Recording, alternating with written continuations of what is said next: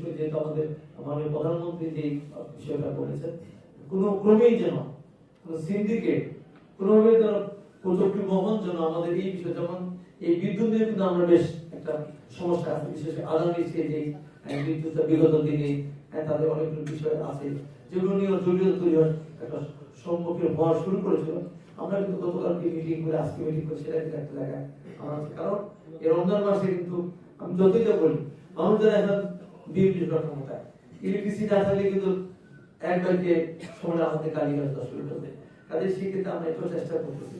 কাজে অন্তত বিশেষ করে আইন শৃঙ্খলা বিষয়টা আপনাদের আছেন, এখানে আমাদের এসপি সাহেব আছেন, আমাদের পঞ্চগড় এলাকা আমাদের খুব শান্তিপূর্ণ এলাকা। তারপর আমি একটা মেসেজ দিই, সেই মেসেজটা ক্লিয়ার হচ্ছে এটাই যে আমাদের দল ক্ষমতা আসছে, আমাদের বিশেষ জনগণ ম্যান্ডেট নেই, তাই বলে যেসব জনগণ আমাদেরকে ভোট দেয় নাই তারা কিন্তু আমাদের বাইরে না, আমরা কিন্তু সবারই প্রতিনিধি। আমরা মনে করবো সবার ভোট নিয়ে আমরা সরকার গঠন করেছি। অতএব সেই ক্ষেত্রে আমাদের দলীয় কোনো কর্মী কোনো নেতা আমার দলের নাম ভেঙে কেউ যদি এখানে কোনো ধরনের অপকর্মে সম্পৃক্ত হয়, আমি এখানে আপনাদের উদাত্ত আহ্বান জানাচ্ছি। সেই ক্ষেত্রে আমি যখন ব্যক্তিগত দায়িত্ব বন্ধু আমার পঞ্চায়েত একাশনে যে আমাদের পার্লামেন্ট আছে, আমাদের উনিও নিবেন না, আমাদের যে প্রধানমন্ত্রী বলেছেন স্পষ্টভাবে গতকালকে আমাদের কেবিনেটে বলেছে, কারো কোনো ব্যক্তি কোন তারা আমার দল ক্ষতিগ্রস্ত দল ইমেজ পূর্ণ হয়, আমার অনুরোধ থাকলে উনি বলেছেন আপনারা চলে যান, আপনার মতো মানুষের আমার দলের দরকার নাই।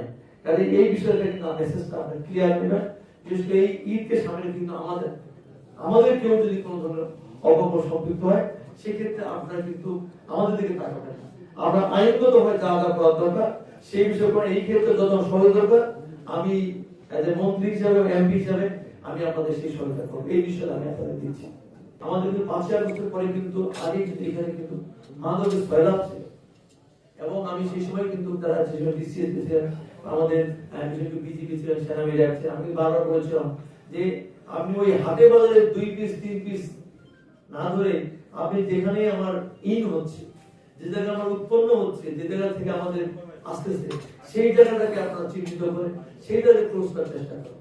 আমি কিন্তু কিছু জায়গাগুলো চিহ্নিত করে দিয়েছিলাম, এইসব জায়গাগুলো সব জায়গাগুলো, তাই না? আমাদের আমার কিছু কিছু এলাকা আছে যেমন ঠাকুরগাঁ এবং পঞ্চগড়ের এলাকাটা 2টা জেলার মিলনস্থল। আমাদের ওই যে চেংথি বা ওই যে আমাদের ধরেশ্বাসে বা আমাদের সুন্দরী এমন আছে দিনাজপুর ঠাকুরগাঁ পঞ্চগড়, সেখানে ক্রাইম একটা জোন, এই যে স্পট আছে এই স্পটগুলো আপনারা যদি সিরিয়াসলি আপনি যদি এখানে যদি স্পটগুলো চিহ্নিত করেন এবং সে যেই হোক, যেই ব্যক্তি হোক, যে দলের হোক, তাকে 2-1টাকে দৃষ্টান্ত ধরে যে আমরা এবং ওই মামলাগুলো আমি এটাও দেখি যে আমাদের 15 দিন পরে 7 দিন পরে ছাড়া পাওয়া যায়, 1 মাস পরে ছাড়া পাওয়া যায়।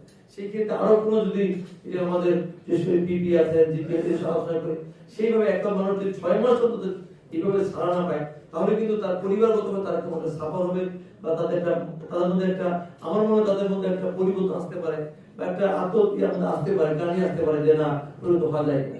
আমি এই বিষয়টা আপনাদের খেয়াল রাখার চেষ্টা করবেন। আমাদের মাননীয় প্রধানমন্ত্রী তারেক রহমান ওনার যে ওপিনিয়ন আপনারা নিশ্চয়ই বিভিন্ন মিডিয়া সামাজিক মাধ্যমে জানতে পারছেন, সেক্ষেত্রে এই যে ওনার যে ওপিনিয়নটা এটাই কিন্তু আমাদের একদম দলীয় ওপিনিয়ন এটাই। আমরা এই ক্ষেত্রে আমরা কোনো ধরনের ছাড় দিতে চাই না, অর্থাৎ আমরা এই মুহূর্তে আইন শৃঙ্খলা পরিস্থিতি আমরা যেমন উন্নত করে এমন একটা জিনিস চাই কেউ যেন মব সৃষ্টি করে আমাদের পরিবেশ তৈরি করে ফায়দা দেওয়ার চেষ্টা করতে না পারে। এই বিষয়টা আপনারা একদম আমরা জিরো টলারেন্স থাকবেন। সেক্ষেত্রে সার্বিক সহযোগিতা আপনাদেরকে আমরা দিব। আপনারা নিশ্চয়ই দেখেছেন আমাদের সেনাবাহিনী 3 বাহিনী কিভাবে আমাদের বিশেষ করে প্রধান মন্ত্রীকে কিভাবে সহযোগিতা করছেন বা কথাবার্তা বলছেন, সেক্ষেত্রে আমি আশা করবো আপনারা এই বিষয়ে খেয়াল রাখবেন। এবং সর্বোপরি আমি এইটুকু আপনাদের বলবো, বিশেষ করে এই রমজানকে সামনে রেখে কিন্তু আমাদের বিশেষ করে নিরাপদ সড়ক বা আমাদের বিশেষ করে অনেকে আছেন যারা এখানে চাকরি করতে আসছেন তো বাড়িঘর ছুটিতে চলে যাবে, সেই বিষয়ে কিন্তু আমরা খেয়াল করবেন। ওই সময় কিন্তু বিশেষ করে তারা এই নেশার সাথে সম্পৃক্ত, তারা কিন্তু বিভিন্নভাবে এই চুরি চামারি বা বিভিন্ন ধরনের আহাদানি করার চেষ্টা করে। এই বিষয়ে কারণ আমরা আমাদের এইটুকু আপনারা খেয়াল রাখবেন, আমরা কিন্তু চাচ্ছি রমজানকে সামনে রেখে গত সরকার আমলে কিন্তু এই রমজানের সময় কিন্তু আমাদের নিত্য পর্যন্ত বলেন, আইন শৃঙ্খলা বলেন এবং নিরাপদ সড়ক বলেন, বিশেষ করে ঢাকা থেকে যারা আসতে ঈদের সময় তারা কিন্তু স্বাচ্ছন্দ্যে আসতে পেরেছে।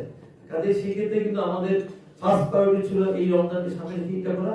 এরপরে ধরো আমাদের কমিটমেন্ট ছিল আমরা ফ্যামিলি কার্ড দেবো, আমরা বিষয়টা ইতিমধ্যে আমাদের সিদ্ধান্ত হয়ে গেছে। আমরা